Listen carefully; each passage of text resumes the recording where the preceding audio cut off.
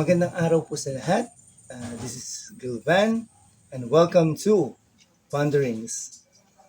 Ang pag-uusapan po natin ngayon ay isa sa bago at napaka-init na issue na nangyayari dito sa ating bayan, sa ating bansa. Ito ay ang pagkapanalo ni Carlos Yulo ng 2 gold medals dito sa Paris 2024 Olympics.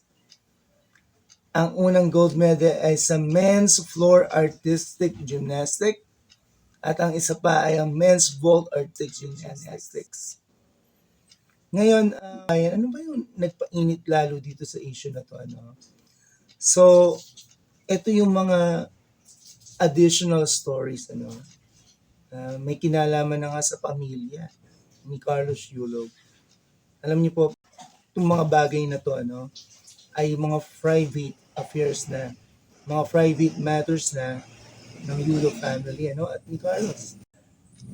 Kaya nga itong title natin, ang tanong ko dito ay, deserve ba ni Carlos Yulo ang treatment na nakikita niya o nararanasan niya sa social media dito sa ating bansa? Deserve ba niya yan? Alam niyo po mga kaibigan, yung pagkapanalo ni Carlos Yulo, momentous po yan. Monumental. Kasi ang ating huling gold ay kay Heidelin Diaz sa weightlifting. No? Pero this time is in gymnastics. At hindi lang isang gold, 2 golds ang winning sa ating bansa ng mahusay na si Carlos Yulo. So, salute tayo diyan. At talagang hangang-hanga ang maraming Pilipino at maging mga banyaga. Alam niyo si Carlos ay 24-year-old lamang. Batang-bata and nakapag-brought to our country ng 2 golds in our history, gold para sa ating gymnastics. So, what an achievement. Everybody's proud of this golden boy, kung tawagin niya, golden boy means an athlete na very promising, pero talagang dito, this past days, achieve niya talaga. He really is a golden boy. Siya nga ang ating country's second gold medalist. At meron nga siyang mga naghihintay sa kanyang mga prizes or incentives. Napakadami and this is worth millions.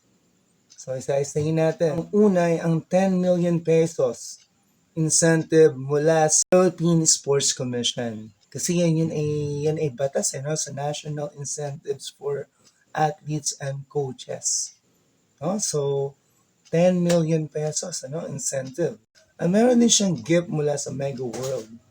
Ang gift niya dito ay unit, a 2-bedroom unit na nagkakalaga ng 24 million pesos. Ang House of Representative ay magbibigay din ng 3 million pesos on top of that. At meron din siyang mga incentive. In fact, ito nga ay lifetime, sa mga famous na kainan dito sa atin, gaya ng Vikings, Tipsy Pig, at iba pang other restaurants. Nung si Heidelin, natatandaan ko, nung siya yung nag-champion, na gold medalist, umabot ng around 50 million, lahat-lahat yung kanyang mga na-receive, sa iba't ibang ahensya ng government natin, and of course, sa iba't ibang mga businesses dito sa atin. Alam niyo mga kababayan, iba talaga, iba yung pagtakbo niya, yung pag-twist niya, paglipad niya sa ere, pagbagsak. Ang galing niya sa Paris Olympics kasi may slow motion. I mean to the untrained person sa gymnastic, tayo naman ay mga miron lang, nanonood lang, It's something that is very surprising, na kaya palang gawin ng isang tao yun, yung tumakbo na mabilis and then lumipad sa ere ng napaka-graceful. Perfect yung pagkakabagsak, 15,000 points, So, napakahusay, and to an untrained eye, mabilis yun, masyadong mabilis. Kung sa boxing, we kind of see yung mga suntok, nakikita pa natin yung mga suntok. Maliban na lang sa mga elite punches talaga na napakabilis. Kaya talaga sa slow motion yan, So, the thing is, elite to, And it took a lot of time, a lot of training, patience, dedication, hard work. Madali kasing makita yung yung tagumpay lang pag nakita mo and then nanalo. Hindi natin nakikita yung practice, yung sacrifices Yan. So the thing is nakaka-touch when you see the Philippine flag being raised along with the other flags at other competitors. In yung Philippine flag, yun nasa gitna. Now for a poor country like us, Philippines, this moment is really momentous, nakaka-proud maging Pilipino. I mean, hindi ka nagyayabang na ibang yabang to. I mean, this means you did something good and the world is appreciating it. Mga banyaga pumapalakpak, So, very impressed, very happy sila sa nakita nila, nasaksihan nila. And as a Filipino running there, flying, twisting, circling, and doing it gracefully and napakahusay, napakaganda. Momentous. Yun ang magsaset ng standard sa mga susunod na Olympics, itong champion na to, itong ating golden boy. However, ito na, napapabuntong hininga ko, However, for me, I was expecting na celebration to, pag uwi niya. Pero, something bad happened, Marami sa mga social media ang gumawa ng mga messages, mga posts, At nagkaroon ng issue, Issue sa girlfriend, issue sa nanay, tungkol sa pera. Maraming ganyan ang nagsilabasan itong mga nakarang oras, nakarang araw. And for me, this is something that we can ask, deserve ba ni Carlos Yulo ang ganitong mga bagay, Come on, the guy gave us 2 gold medals. And for our history, nagkaroon tayo ng gold medals. Nadagdagan, So, the thing is, yung question natin dito sa ating thumbnail, deserve ba ni Carlos Yulo ang ganitong treatment? Ang napag-uusapan namin sa klase, it's all about dealing with information, being critical with information. So, it's sad to say na marami sa ating mga Pilipino, mabilis sumakay lang, So, mabilis gumawa ng mga memes, mag-akusa, and we are prying into people's lives, Nakikialam tayo sa buhay nila. We want to know details. Marami sa ating ganyan, Pero yung details na inaalam natin, hindi yung hindi yung paano siya nag-training.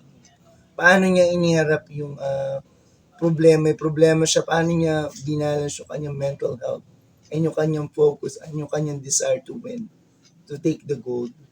Paano siya tinuruan ng coaches niya from Japan and from the Philippines, So those things sana ang inaalam natin, pero some people, ang inaalam nila yung buhay, Sino makikinabang doon sa pera, sino may hawak ng bank account, magkagalit pala sila ng nanay niya. So these things na mga pinopost, pero lo and behold, ibang tao pala yung nagpo-post nun. Hindi pala magulang niya, according to the statement given kanina. Kung napanood ninyo, hindi ba nung sa magulang niya. And one of the things na natandaan ko, malungkot, kasi the mother was there, pagod, puyat, and she mentioned na naapektuhan yung mga iba pang kapatid, mga bata.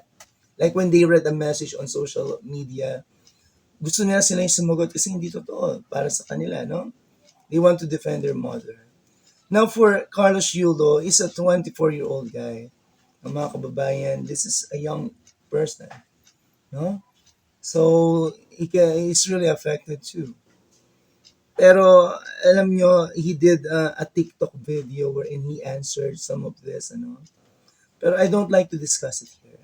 Ayokong dumagdag dyan, What I want to say is, deserve ba ni Carlos Yulo yung ganitong treatment, Hindi ba dapat ang pinag-uusapan natin yung pagkapanalo niya? Hindi ba dapat ang inaalam natin yung kanyang training para sa mga susunod na generation ng mga gymnasts? We should let these people have their solutions on their problems privately. Bakit kailangan kasali pa tayo? Bakit kailangan alam natin yung mangyayari, no? We should not care kung saan gagamitin yung pera. We should not care kung sino yung kasama niya. I mean, these things are for the athlete, for the person, private things, ano. Sometimes yung curiosity, ano, makapatanong tayo din, ano. So, curious lang, gusto lang malaman. Pero, I feel, ano, as a sports fan, ang gusto kong malaman, yung mga bagay na may kinalaman doon sa sports ng tao.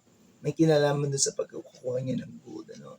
Pero yung sariling buhay, I feel hindi dapat. So, dyan lang po tayo magtatapos and maraming salamat po sa panonood to our gold medalist, golden boy, Carlos Yulo. Congratulations po. And more power and idol ka ng marami. Ano? And sana pagbalik mo sa Pilipinas, you get the welcome that you deserve. No, free from the gossips, free from things na private sa'yo, no? O sa pamilya mo. Yan, so maraming salamat po sa panonood ng Ponderings. Until next time, sa mga nangyayari sa ating sports world. Ito po si Gilvan. Ingat po sa lahat. Thank you po.